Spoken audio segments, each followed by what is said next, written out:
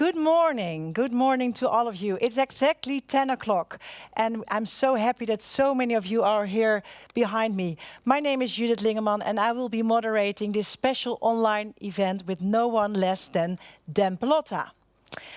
How exciting it is with all of you. I learned that there are about 250 viewers now from all over Ontario. And again, I'm here in a beautiful studio, but it would be so nice if you could all switch on your cameras and I don't feel that alone in this beautiful space. Again, a warm welcome also on behalf of the Ontario Charitable Gaming Association and the Canadian Postcode Lottery Foundation. Before I will introduce you to the two directors of those organizations, first let's do some technical details. In your confirmation mail, we already mentioned that we would like to use Slido.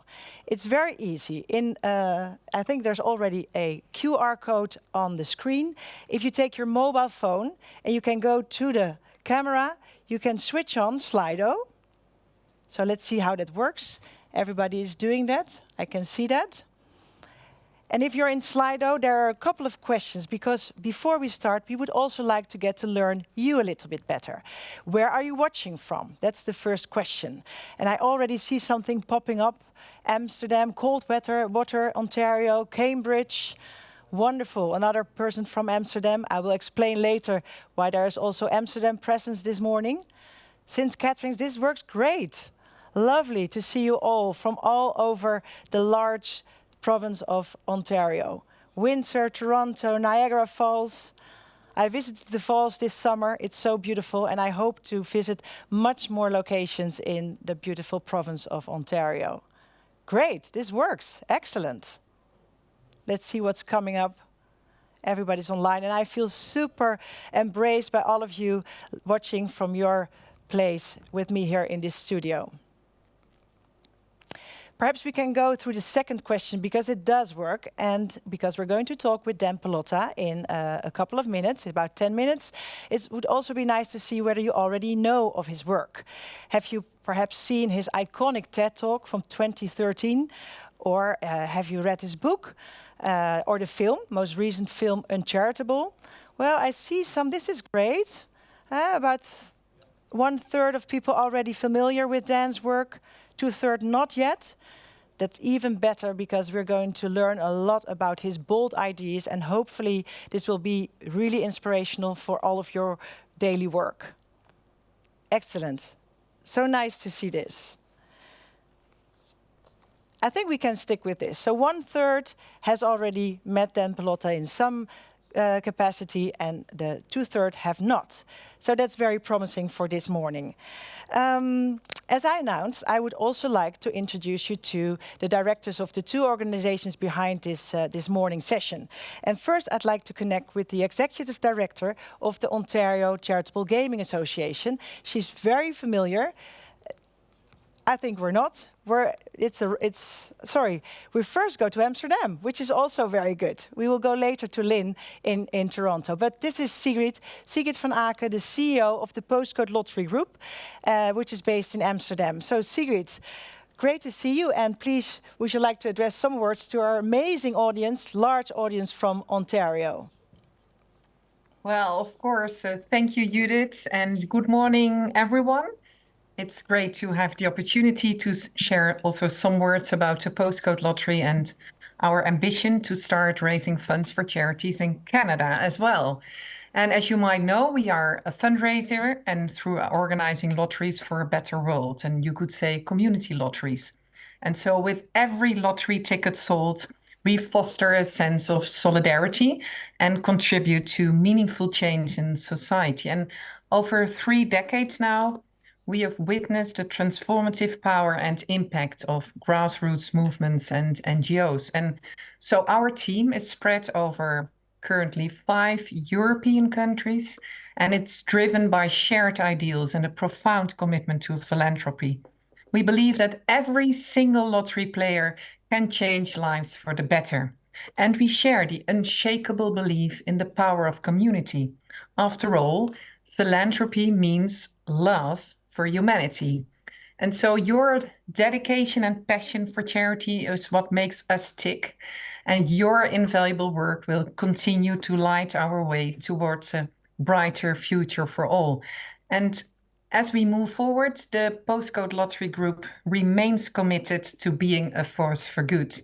And we very much look forward to working with many of you as soon as we manage to start our lottery in Ontario, and as soon as we will then engage with Canadian players, followed by, of course, whole neighborhoods winning together in our lottery.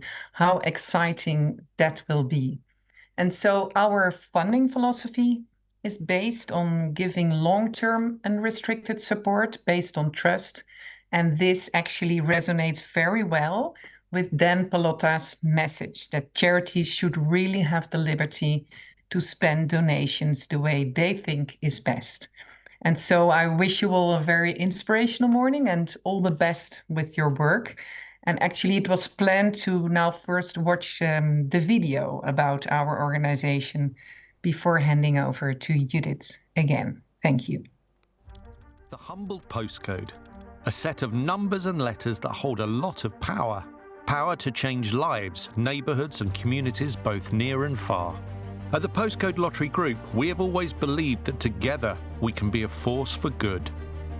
So we've made it our mission to raise as many funds as possible for initiatives that make for better society, from small and local charities to large international charity organisations. Our players support them all.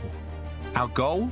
To turn every home's postcode into a ticket for good, so everyone has the chance to win prizes with their neighbours and contribute every month to a healthier, fairer and greener world.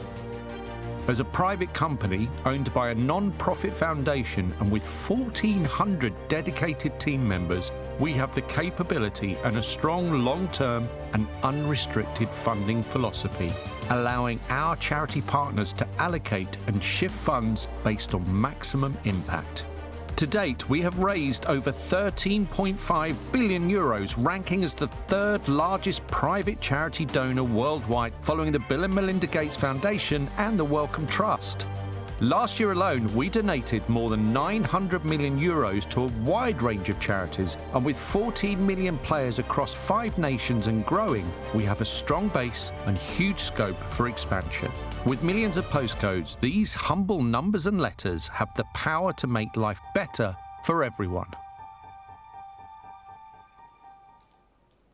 And we're back in the studio. Well, thank you, Sigrid, for those words. And I hope all the viewers at home have a better idea what the Postcode Lottery is about and what it could be also when we enter into Ontario. And now I'm really thrilled to introduce my friend, someone who's really familiar to you all at home, Lynn Cassidy, the Executive Director of the Ontario Charitable Gaming Association. Lynn, how good to see you. Here you are. How have you been after the long weekend, Wonderful. Victoria Thank Day? you. Yes, we've had a beautiful, warm summer weekend here, so it's been terrific. Absolutely great. Thank you, Judith. Lovely to have you here. I'm so pleased that our members could participate in this inspirational session today, Judith. We're really excited about the possibility of the Postcode Lottery Foundation coming here to Ontario. Through your Postcode Lottery, Canadian Postcode Lottery Foundation, this would provide another wonderful opportunity for fundraising for our charities. I have had the sincere pleasure of spending time with you, Judith, and with Sigrid, and meeting some of the Postcode staff over the last year. And your approach to supporting communities and charities through licensed lotteries is really unique across Europe. And we're certainly hoping that there will be an opportunity here in Ontario. Today, we're so fortunate to have Dan Palotta here to share his vast experience with nonprofits and to really challenge our thinking. Thank you so much, Sigrid and Judith, for providing this wonderful opportunity for OCGA. Thank you. Thank you so much, Lynn. And actually, what we really do have in common is that we think when we work together, we can really strengthen the whole civil society, everything you work for, which is when it's a smaller or a larger initiative, we are really there for it. And that's how we also got befriended. And that's also what our keynote speaker of today knows a lot about. And now it's really, really time to introduce Dan Palotta. Dan, as the activist, the humanitarian, the writer, the author, a movement builder, and I already see him with me here on screen. We're thrilled to have the brain behind all those bold ideas with us today. So please, Dan, the floor is yours. But first I would like to say hi, how have you been? Are you there? Great. I just needed to let you guys unmute me. I'm great, Judith. It's wonderful to be here. Thanks to you. Thanks, Sigrid. Thanks, Lynn, and thanks to everyone from throughout Ontario who's joining us today. Yeah. Well, it's so great to see you, Dan. We did several sessions before, also for European-based charities, also during COVID. Well, actually, this framework, this session really works where you have a lot of people who are spread out throughout countries and provinces. You might have seen that we checked with our viewers how many of them already knew about your work. If you haven't, it's about 1/3, 2/3. So there's a lot to gain. So I'm really excited to have this conversation with you. And also for the viewers at home, you have a chance to ask your questions, to put them in the chat function of Zoom, because at the end of the interview or the conversation we will going to have, there's also time to answer some of yours. But then, since not everybody knows you, just the warming up question, I think, is how did your career in the non-profit begin? And what motivated you to devote yourself to change? Yeah, I guess before I answer that, I just want to say to everyone, you know, I've spent a lot of time over the years speaking all over Canada to associations and nonprofit organizations in pretty much every province, and have a fondness for Canada ever since I was a kid. I live in Massachusetts, where your long-lost son Bobby Orr now resides, at least in the summertime on Cape Cod. And we used to drive up to New Brunswick all the time to play the Canadian kids in hockey, and they'd always beat the pants off us. Always beat the pants off us. So anyway, my interest in social change, I guess, you know, I grew up in the 60s, maybe like some of the people listening today. And I think it was for me, I was born on the second day of John Kennedy's presidency. So I think it was the kind of the holy trinity of John Kennedy, his young brother, Robert Kennedy, Martin Luther King, who was in his 30s at the time, talking about how the arc of the moral universe is long, but it bends towards justice. Robert Kennedy talking about how the future is not a gift, it is an achievement. John Kennedy saying that the problems of the world cannot be solved by skeptics or cynics. We need people who dream of things that never were. So that was pretty cool, you know, being a young kid, and your first exposure to leadership is these visions. But at the same time, if you were growing up in the 60s, at least in the US, you were watching your parents watch Walter Cronkite on the CBS News every night report on the body count in Vietnam, you know, bloodied American soldiers being carried onto helicopters, burned out Vietnamese villages. And that was dissonant with the vision, because now you were feeling that adults viewed the human condition as futile, that they were incapable of solving the problems that confronted them, because your parents couldn't explain Vietnam to you. The president of the United States couldn't explain why it couldn't stop. So that was frustrating and demoralizing and boring, you know, to see that night after night after night after night after night. And then at the same time, if you grew up in the 60s, you were interested, you were watching the Mercury missions and the Gemini missions and ultimately the Apollo missions. And, you know, my little eyes were glued to the television set for every one of those Apollo missions until Neil Armstrong set foot on the moon. So I think it was those three things: the example of civic responsibility, heroic civil responsibility in that holy trinity, as I called it, frustration with the world as it is, and then seeing Apollo and realizing I want to do something to change the world. But if I'm going to do something, it cannot be small. It has to be big. It has to be as big and as dangerous and as risky and as daring as going to the moon. Well, thank you. And I introduce you then as an activist. So where did that happen? When did this start? When did you really took that step into more being an activist? For me, it started in college. You know, I chaired the Harvard Hunger Action Committee when I was an undergraduate. I was learning about world hunger for the first time. The statistics were staggering. Back in 1979, 20 million people dying of hunger and hunger-related disease every year, 2/3 of them children, mostly dying of diarrhea. And as students, we were doing these little campus fundraisers for hunger that would raise a few $1,000s every year. And it didn't pass that test for me of doing something big. You know, these fundraisers felt puny. They felt ineffectual. They felt impotent up against the massive mortality of world hunger. And I wanted to do something big, but I didn't have any big ideas. I think we all know what that's like. You know, you want to fully express your potential and your power and your capability, and you just don't have the idea. You don't have the vehicle for expressing it. And then the summer before my senior year, I heard about these two guys who were bicycling across the continental United States to raise money for cancer research. And it opened my eyes to the box that I was living in. I was living in the box of the Harvard campus. I wasn't thinking outside of that box. And so I decided that's what I want to do. I want to take a large group of students on a bike ride across America to raise awareness and money for world hunger. So 39 of us rode our bikes 4,256 miles over the course of 9 weeks from Seattle across the Rocky Mountains, across the Great Plains, up and down the Alleghenies, back into Boston.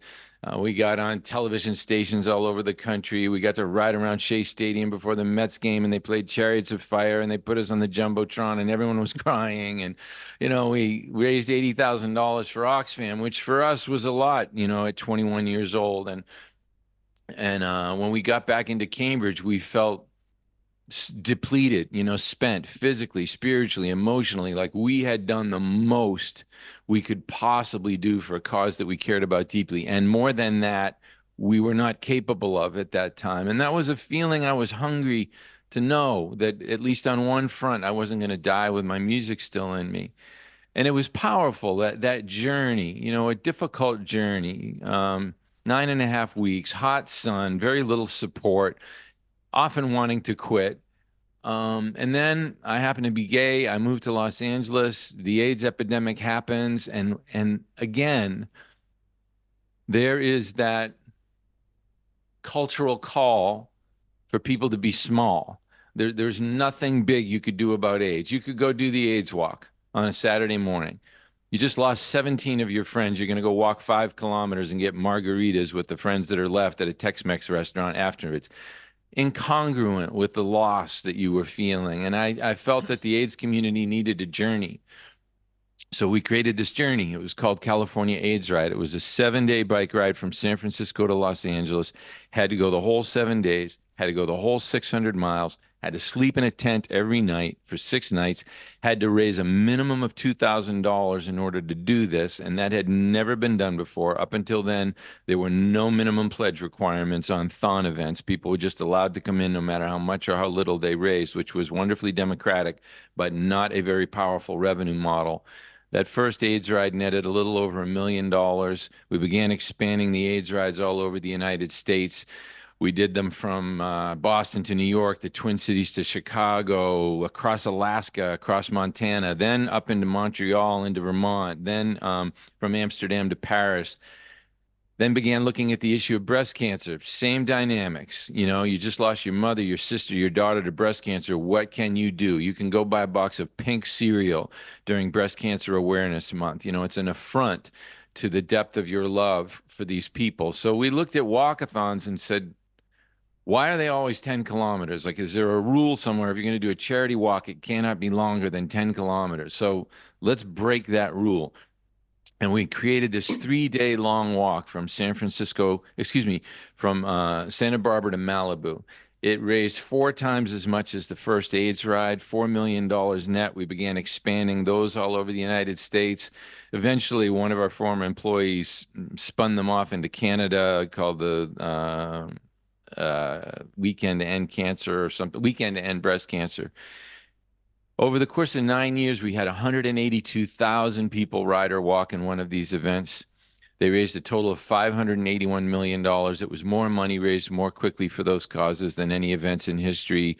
We were the subject of one of the very first Harvard Business School case studies on social enterprise, all based on the simple idea that people are tired of being asked to do the least they can possibly do in the face of causes that have broken them, that have broken their hearts. People yearn to be asked to do the most they can possibly do. They yearn for the expression of that heroine or that hero inside. They do not want to die with that person still buried inside of them. So that's where it all began for me. Well, and still I can feel your passion still when you talk about this and these huge successes that you have achieved back then. And that, of course, was also your introduction to the world of charities and fundraising. And then all of a sudden, not all of a sudden, but 11 years ago, and I checked with the audience, but 11 years ago, you had that, magical, I would say, TED Talk, iconic TED Talk. The way we think about charity is dead wrong. It has been viewed almost, I checked it yesterday, 6 million times. And since you have been talking about it often, but still it's very relevant. Can you tell us a little bit about that talk and why it's still so significant, what your message was? Yeah, that talk is still viewed 1,000 times a day. Yeah. People show it as board training, staff training, donor literacy training. I was asking a question in that TED Talk. And the question I was asking is, you want to know why charities have not changed the world the way we hoped that they would, the way that they hoped to? It's because that's not what we asked them to do. What we asked them to do is keep your overhead and your salaries low. And if you keep your overhead and your salaries low, we will reward you with donations, and we will reward you with gold stars by the rating agencies. And so whether or not you're having an impact became entirely secondary, because you're not penalized or rewarded on the basis of whether or not you're having an impact. You're penalized or rewarded based on how little you spend, regardless of whether you're having an impact. And I said that the nonprofit sector is in an economic prison, and the for-profit sector is allowed to just roam free. And I described 5 features to that prison. First, the area of reward and compensation. So in the for-profit sector, the more value you produce, the more money you can make without limit. But we don't like nonprofits to use money to motivate people to produce more in social change. We have a visceral moral reaction and judgment to the idea that anyone would make very much money helping other people. Interestingly, we don't have a visceral reaction to the notion that people would make a whole lot of money simply not helping other people, right? And so what that means is nonprofits cannot lure talent away from the for-profit sector with money. The second feature of the prison is advertising and marketing. So the for-profit sector can just pummel people, indoctrinate people with advertising. Burger King, McDonald's, Pepsi, Geico Insurance, this pharmaceutical, that pharmaceutical, this cell phone service, right? Just inundate the culture with messages about consumption. But nonprofits are not supposed to spend any donor dollars on advertising or marketing. What does that mean? It means that nonprofits doing amazing work, really helping people, cannot, at scale, communicate to the Canadian public all the good that they're doing. Well, if you can't communicate all the good that you're doing, you can't excite more interest in your organization. You can't raise more money for your organization. So that's why we have a culture with so much consumption and so little compassion. The third area is risk-taking. So the for-profit sector can take enormous risk. Canadian example, Jeff Bezos launches the Amazon Fire mobile phone. Huge flop. Does he go into shameful hiding? No. 2 weeks later, he buys Whole Foods Markets. But in the nonprofit sector, if you try some kind of new fundraising endeavor, some new idea, because you want to break out of the same old stuff you're always doing, and it doesn't work, right? Because sometimes stuff doesn't work, you're going to get crucified in the media because your overhead's going to go up. The fourth area is time. So for-profit organizations can amortize their investments over 20 years. Nonprofit organizations have to report to on the revenue agency or the IRS every 12 months. So you make an investment right now that isn't going to pay off for 3 years. You got to book all of that expense right now, none of the revenue right now. Your overhead's going to shoot up. The media and the charity watchdogs are going to criticize you. And the last part of the prison is the for-profit sector has the multi-trillion-dollar capital markets, right? Oh, Uber, what a great idea. Let's send $2 billion Uber's way to see if that will work. Airbnb, yeah, that sounds cool. Here's $500 million. See if that will work. Lyft, yeah, Uber needs a competitor. Here's $3 billion for that. Snapchat, yes, may destroy our children, but could make a lot of money. Here's $2 billion to try that out. Meanwhile, the nonprofit sector is starved for any kind of growth capital, any kind of risk capital, any kind of idea capital. Sure, nonprofits may have big endowments, but that money is reserved for a rainy day. You can't spend it to grow in the hopes of eliminating rainy days. You just got to always anticipate rainy days. So you put those 5 things together. You can't lure talent away from the for-profit sector with money. You can't compete with the for-profit sector for the consumer's attention with advertising. You can't take any risks. You got to make everything happen within the 12-month time frame of your tax reporting, and you don't have a capital market to do any big ideas, even if you had them. And you have just put the nonprofit sector at the most extreme disadvantage to the for-profit sector on every level. And then we wondered, gee, why aren't these organizations changing the world? Yeah, well, then this is exactly, and Sigrid already referred to our funding philosophy that within the postcode lotteries we explicitly would like our partners to use the funds whatever they think it's best and what work best. But still, after 11 years, those ideas are still, maybe you see a little bit of a shift with when it comes to trust-based funding, a little bit more flexibility. And I would also like to talk about government regulatory bodies who fund. But first of all, those ideas are still alive. Where do they come from? And what keeps them in place for donors to be strict? Yeah, they come from old Puritan traditions. I live in Topsfield, Massachusetts. That's where I am right now, and it's about 10 miles as the crow flies from Salem, Massachusetts, which is where the first Puritans arrived from England, and on a ship called the Arabella in 1633, 10 miles from here, when it was just mud and a few houses. And the Puritans came here for religious reasons. But they also came here because they wanted to make a lot of money. They saw the potential for a lot of profit in the New World. But at the same time, the Puritans were Calvinists. So they were taught that self-interest was a raging sea. Self-interest was bad, a raging sea that was a sure path to eternal damnation. So here they've come all the way across the ocean to make all this money, but making all this money will get you sent permanently, immediately, and directly to hell. What are they to do about this? Well, charity becomes their answer. It becomes this economic confessional where they can do penance for their profit-making tendencies at 5 or 10 cents on the dollar, without stopping their profit-making tendencies. So, of course, how could you make money in charity if charity was your penance for making money in the first place? So the carpenters and the merchants, the bankers of the world got the free market. And charity, because it had to mitigate your sinful nature, got this prison where nothing really could scale and nothing could be accomplished. And in 400 years, nothing has changed that. Now, if you're in Canada, you may say, well, we didn't really have that Puritan influence. Well, 2 things. First, most of the developed economies believe the United States has the best systems, so everybody copies us. So they copy all of our mistakes, right? So they copy all of the United States' philanthropic mistakes, which are Puritan. Second, wherever there's the concept of original sin, I'm Catholic. I had original sin drilled into me by the nuns as a little kid. Wherever there's the concept of original sin, that you are born evil, you need some way to overcome that. And charity becomes the epicenter for that mitigation. Charity is the place where you deprive yourself so that you can prove to God that you're actually a good person. This is ancient thinking that no longer serves us and is an abysmal approach for trying to solve incredibly complex 21st century logistical problems. Yeah. Well, and currently, I already referred to that. You talk about donors and funding.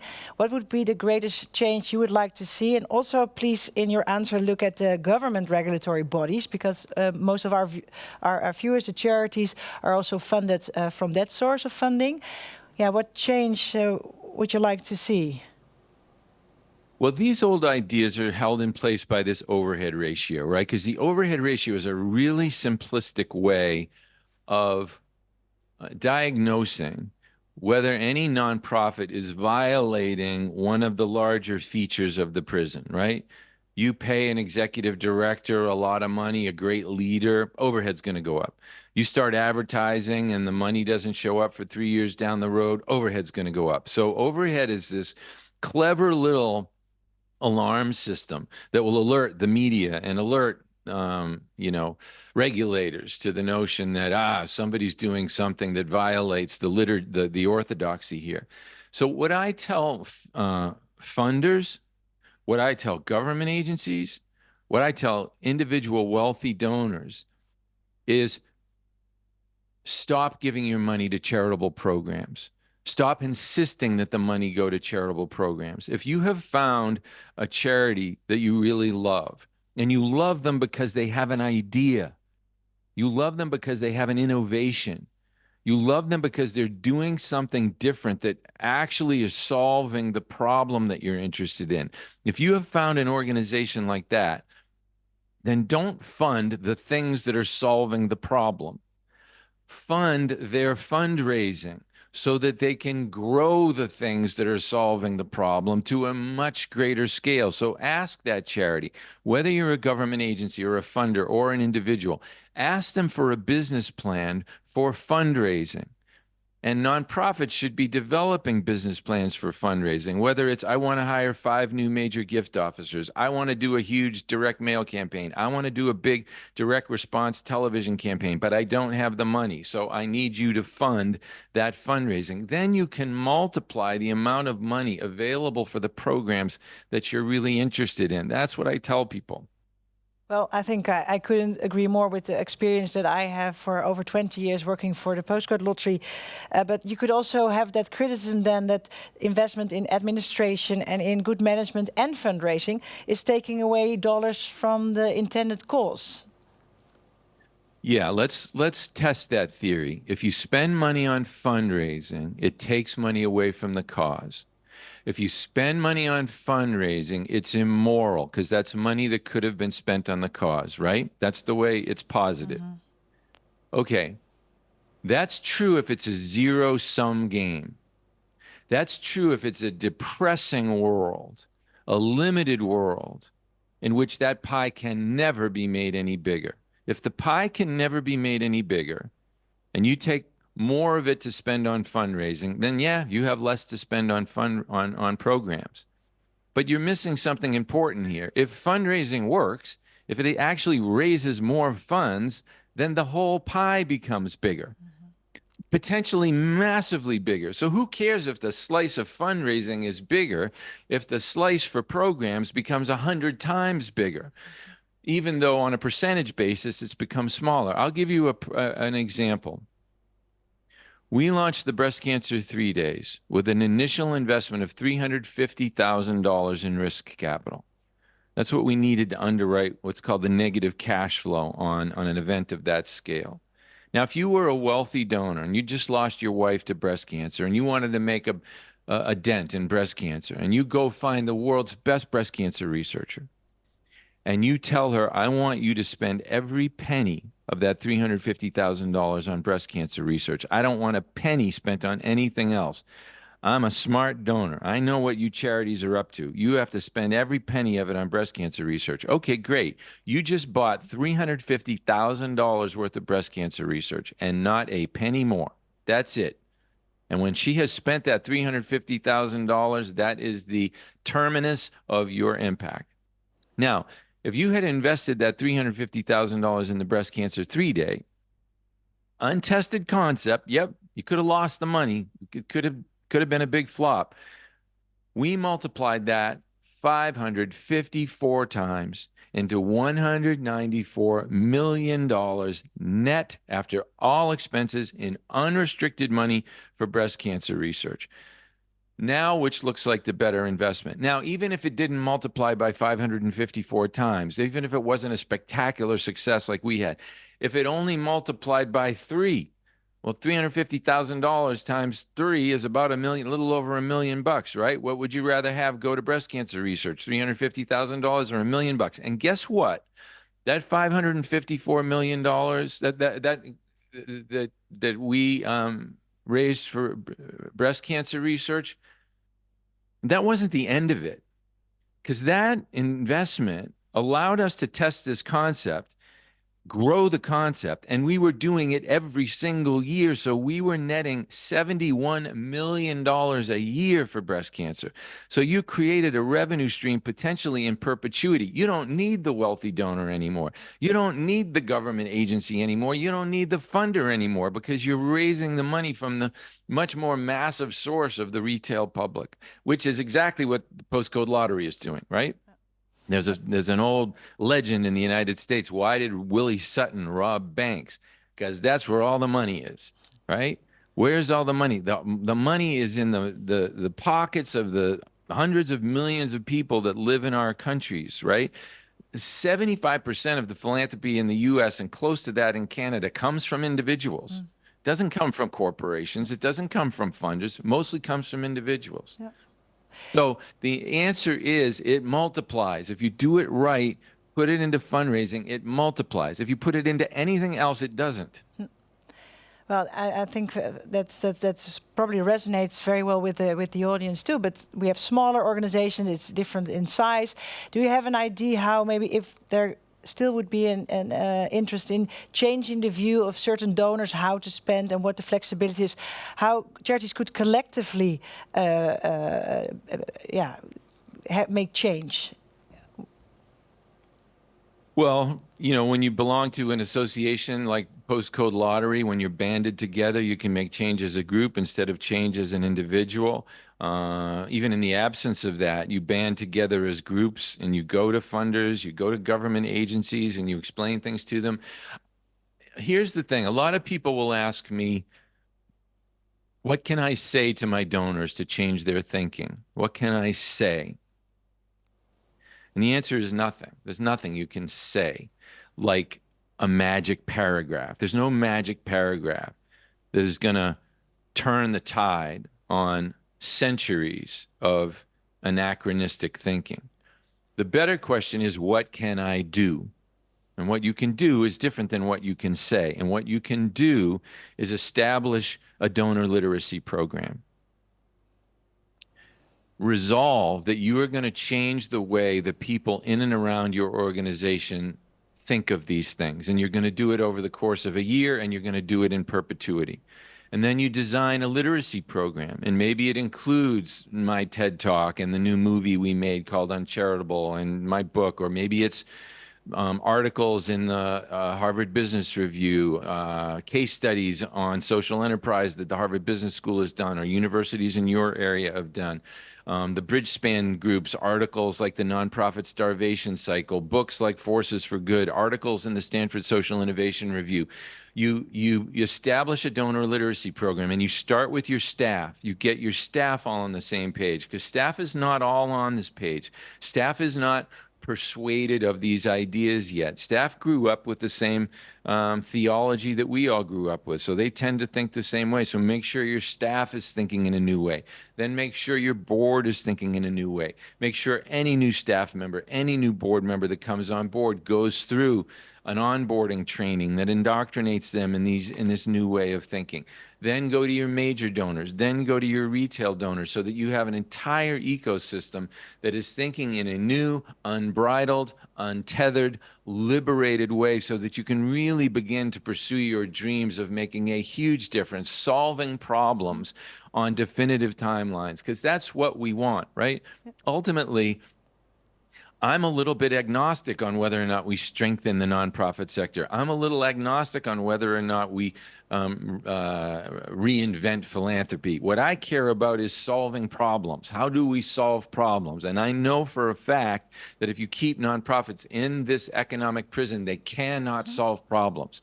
And the only reason to let them out of this prison is so that they can pursue their dreams and have all the resources they need to actually solve those problems. Now, you run into a problem here, a psychological problem, an oppression sickness in the minds of a lot of people that work in the nonprofit sector, which is, I don't believe I'm allowed to dream that big. I can be a small little organization, but I shouldn't be allowed to dream really big of like solving a whole problem. That's like the government's responsibility, or that's Elon Musk's responsibility. We've got to banish that thinking from our minds. We have every bit as right to make a difference on a massive scale as Mark Zuckerberg or Jeff Bezos or the government or anyone else. And we do not deserve to be in a prison where our potential is squandered over the course of our lifetimes. Well, thank you for it, and also for the advice. And of course, we are working here and with all members of the Ontario Charitable Gaming Association. So I do think working together collaboratively in such an association could help. But talk to something different, because I do know that you already talk about dreams. We like dreams. We believe in dreams, especially because they can come true. I see the beautiful statue of the Apollo behind you. And you wrote a blog in the Harvard Business Review about what nonprofits can learn from the Apollo program. Maybe that could be something you could elaborate on this morning. Yeah, let's talk about dreams and Apollo. You can be marginalized for talking about dreams, especially in the nonprofit sector, right? Dreams are sophomoric. Dreams are silly. Dreams are for children. Dreams are unserious. There is urgent work to be done right now. There are people suffering. We have funders to answer to. We can't afford to luxuriate in your childish, idealistic dreams. Well, if you look at it objectively, dreams are the precise opposite of that. A dream taken seriously. Okay? Taken seriously, underline, taken seriously, this seemingly impossible achievement to be accomplished by this seemingly impossible date in time. Those are the most sophisticated things known to humanity. You look at the sophistication of the Apollo program, and that was impossible. To land a man on the moon, return him safely to the Earth in 1969, when we didn't have a computer any more powerful than a calculator. We hadn't orbited the Earth in the early 1960s. We knew nothing about the surface of the moon. We had none of the technology we have today, and we did it in 9 years. That was impossible. And so I lost my train of thought there. That's why dreams, that was incredibly sophisticated. A dream forces you to innovate, right? It doesn't happen the other way around. You don't start innovating in the absence of some dream that you're pursuing. You don't develop an innovative lunar module in the absence of a dream to go to the moon. A great dream drives collaboration. It doesn't happen the other way around. We keep preaching to nonprofits to collaborate. Why? In the interest of what? There's no goal. There's no big dream that you're pursuing. There's no reason to collaborate. There's nothing to inspire and maintain the collaboration. So what's really sophomoric is not to dream. What's really sophomoric is to remain small, to continue doing things that you know how to do repetitively over and over and over, and not challenging yourself, your colleagues, your brain, your relationships to think in new ways. Now, what nonprofits can learn from the Apollo program is the importance of a deadline. That's the main reason we got to the moon, is because Kennedy set a deadline. In 1961, he set a deadline 9 years before this decade is out. And a deadline forces a conversation, a bold conversation, an uncomfortable conversation. Because you say we're going to go to the moon in 9 years, and all of a sudden the naysayers come out of the woodwork and they say it can't possibly be done. It can't possibly be done. We don't have that kind of a booster that can lift that kind of a weight to escape velocity. We don't know whether we'd rendezvous around the moon or rendezvous around the Earth. We don't have the telemetry. We don't have the math. We don't have the ability to communicate. Even if we had those things, there's no way it could be done in 9 years because we don't have these materials, we don't have that materials. Okay, now a conversation has begun and a universe has been created of all of the problems you would have to solve in order to get to the moon in 9 years. You can begin to see them. In the absence of that deadline, nobody talks about this stuff. So you can't even see the problems that you need to solve that larger problem. In the absence of a deadline, we talk about the weather. We talk about the Bruins and the Maple Leafs and the Canadiens. That's literally what we talk about in the absence of a deadline. So that's one of the things nonprofits can learn from Apollo. And if you think I'm being silly about deadlines, how many of you have kids? Raise your hand if you got kids. You got kids? Yeah. How many of your kids would be at school at 8 o'clock in the morning if you didn't tell them they had a deadline of being to school by 8 o'clock in the morning, right? But then we become adults and we think, oh, we don't need deadline. Maybe we don't want deadlines anymore because we were sick of being told by when we needed to get to school. The other thing about Apollo is you can study it.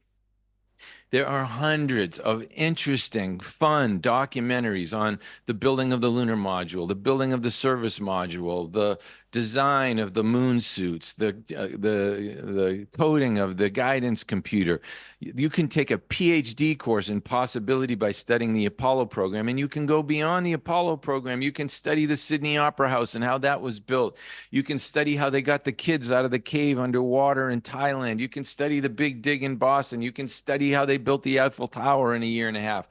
You can study possibility because you need subject matter. If you want to achieve impossible things, you need subject matter expertise in how do impossible things get achieved? Because human beings have done impossible things. How do they do it? If you're interested in ending hunger and you only study hunger, but you don't study how impossible things got achieved, and ending hunger is impossible, you're never going to succeed. Well, I really love this talk about dreams and getting things done. And maybe for the viewers at home, at the Postcode Lotteries, we also have introduced a Dream Fund, especially to think big and to have organizations think out of the box and do something differently, also with the risk of failure, maybe. But that's for something later. Hopefully, we will introduce it also in Ontario. I would like to remind all the viewers, if you have a question yourself, I can easily fill another hour talking with Dan, but if you have a question, please share it with us in the Q&A. Besides dreams, Dan, what I also like, and I heard it in one of your bold trainings, when you talk about that, you also need to be ridiculous. What does that mean? Yeah, if you're not being laughed at, if the experts aren't saying you're ridiculous, if they're not criticizing you for getting people's hopes up and all kinds of other, you're just not thinking big enough. If people aren't laughing at you, you're just not thinking big enough. Now, look, that's okay. It's not for everyone, right? Not everyone is willing to be laughed at. Not everyone has the constitution to be ridiculed for long periods of time. That's okay. You don't have to be ridiculous. But don't be surprised when you're not creating great change, okay? Because you really can't create change unless you're willing to enter the realm of the ridiculous, like Thomas Edison did, like Jeff Bezos did, like Amelia Earhart did, like Steve Jobs did, all of the people that we build statues for, they were laughed at, for long periods of time. I know we have an hour, Judith, so if you want to open it up for audience questions, I'm happy to do that, but I'll leave that up to you. But we will have time to get some from the audience too. But I have a couple of more, and one is, I think, very important also for this audience, because how all of this also applies to community problem solving. We are dealing here with also smaller organizations working for communities, in communities. What would be your advice? And maybe also when it comes to when you're not that big, where should you invest in first? There's a lot of choices to make. Could you say something about that size and that work, how that can be done? Well, everything great starts out small. I started the AIDS rides. I didn't have $1 to my name. I was living in an apartment in Hollywood. We We went to the LA Gay and Lesbian Community Services Center. We got $50,000 in capital to launch the AIDS ride. It wasn't enough. We didn't know that at the time, but luckily we were working really hard to find a sponsor, and we found another $150,000 from a sponsor. I was seeing a picture the other day of the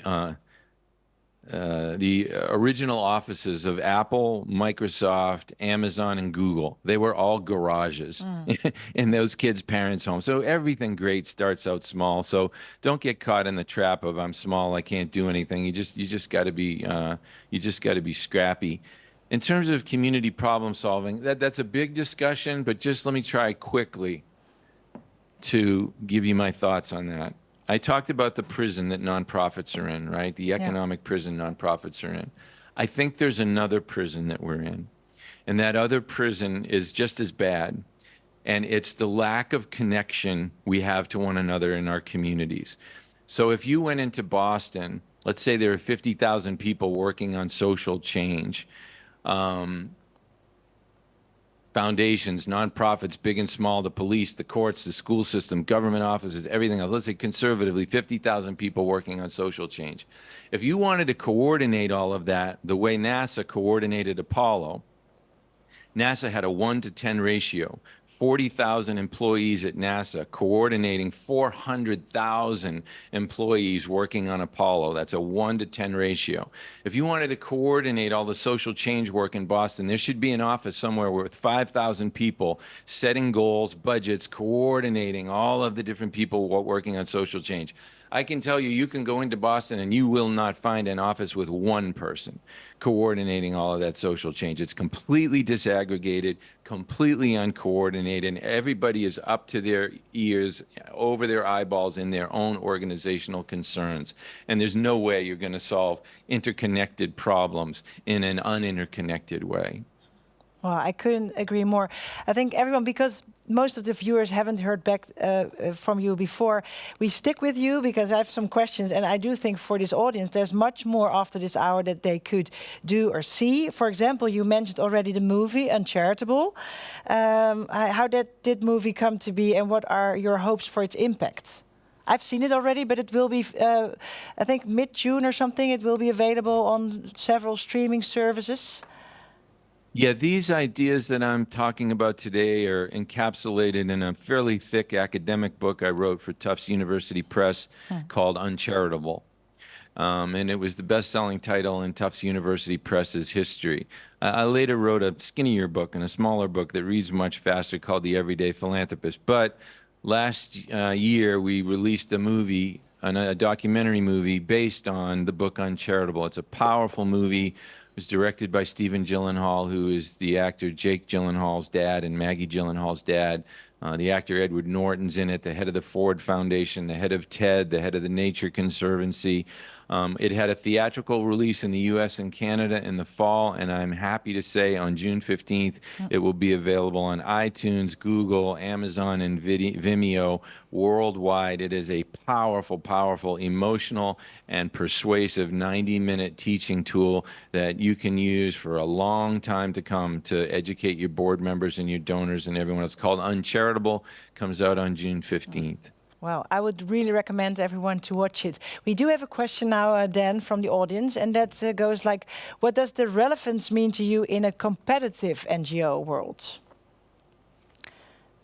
In a competitive NGO world, well, we think we're competing with one another, and to some extent we are. But the competition that one breast cancer organization has with another breast cancer organization is nothing compared to the competition both breast cancer organizations have from L'Oreal and from Avon and from all of the other massive consumer brands that cater to women that are vying for their attention all day long. So the real enemy is the consumer brands. That's who we're really competing against. Now, look, in the United States, I don't know the stats in Canada. I know a lot of Canadian statistics, but I don't know this particular stat. There are 91 new nonprofits formed every day in the United States. There are 1.5 million nonprofits in the United States. That is way too many. So there's a lot of dilution of effort. There's a lot of redundant fixed costs, and we could do a lot by merging with one another and creating organizations of much larger scale. But don't make the mistake that by thinking that you increase your fundraising, you're hurting other charities. Increasing charitable fundraising is the kind of competition we need with the for-profit sector, because charitable giving in the United States has remained constant at 2% of GDP ever since we started measuring it in the 1970s. In Canada, it's about 1.2% of GDP and has been for decades. What does that mean? It means that for decades, the nonprofit sector has not been taking market share away from the for-profit sector. That's where all the money is. So that's why we need to begin to invest in our fundraising and in our growth so that we can compete with potato chips and beer and cell phones, and create civil societies with strong compassion instead of just strong consumption. That really sounds like great potential, and I hope everyone who views also feels that way. I do have another question from Tim Richardson. Do you think there's any responsibility for nonprofits to resist recreating the wealth inequality rife in the private sector? Well, we've got a long way to go before we've got to worry about anything like that. So, I would say that's a red herring. But some people will say to me, well, look, you got to worry about money contaminating people's motives. You start offering people a lot of money, and now they're not going to care so much about the kids. They're not going to care so much about hunger. And I just find that really interesting. Like, well, wait a second. We pay Adele millions and millions and millions of dollars to write beautiful songs, and she sure seems like she wants to write more and more beautiful songs. We pay David Hockney millions of dollars for his paintings, and he sure seems like he wants to do more great paintings. We pay the great hockey players and the great football players millions of dollars every year. They don't seem like they want to lose as a result of that. So what is it about people in the nonprofit sector that the minute you introduce money as an incentive, all of a sudden they no longer care about the core issue? So I don't buy that. No, that's clear. You mentioned the film, but there may be other tools, because I'm sort of closing down. We have a couple of minutes on the clock. Where can people learn more if they're interested about the tools that you discussed? We talked about the trainings, the book, the tools, maybe for their board members. I think that's an interesting group of people that sometimes can use some education when it comes to these topics. Yeah, you could go to my website, danpalotta.com, and we have a ton of tools on the website. We've got the BOLD training for nonprofit boards and staff, which is an online training. You can find out about the TED Talk, the books, and the Flat Org Chart, which is about that second prison. It's a monograph that I wrote. So if you go to danpalotta.com, you can find all of this stuff. Yeah. Well, wonderful to see you. And is there something then that you would like to share before we close off to this amazing crew of people from all over Ontario? Yeah, I'd just like to say that, I know I've met many people like you all over the world, and you're people with good hearts who really want to make a difference. And you've chosen something extremely difficult. You've chosen to try and solve social problems that no one before us has been able to solve. In many ways, it's easier than the problems that Steve Jobs and Jeff Bezos and Bill Gates have tried to solve. In many ways, we have picked the most difficult problems. And then on top of that, we're working inside of this system that is undermining us. It's like, trying to sew a parachute while you're falling through the air, hoping that you get the job done before you hit the ground. You don't deserve it. You deserve to be able to pursue your dreams. You deserve to have the resources to make those dreams true, just like Elon Musk had. He has all the resources he needs. He went out to the capital markets and he raised it. Now he's wealthy, but it wasn't when he started. He went to the capital markets and raised the billions that he needed. You deserve to dream your biggest dreams. You deserve to have incredible things inscribed on your grave when you're gone, not "I kept the overhead low." And you don't deserve to be in prison. And, I just want to express my solidarity with you and with what you're up to, and challenge you to liberate yourself from the small thinking that people have tried to convince us is all that we're entitled to. Well, if this isn't a great way to start your working week on Tuesday morning, I wouldn't know. So Dan, thank you so much for your inspirational word. Time has flown by. Thank you all for watching. If you want to learn more about either the OGCA or the Postcode Lottery or Dan Palotta, the last slide will be all websites there, and you can always reach out to us. And we really hope that we will meet again, either in such a setting like a webinar or maybe in person. So have a great Tuesday. Dan, thank you. Dan, thank you, Lynn. Thank you, Sigrid. And thank you all viewers from wherever you are in Ontario. Have a good day.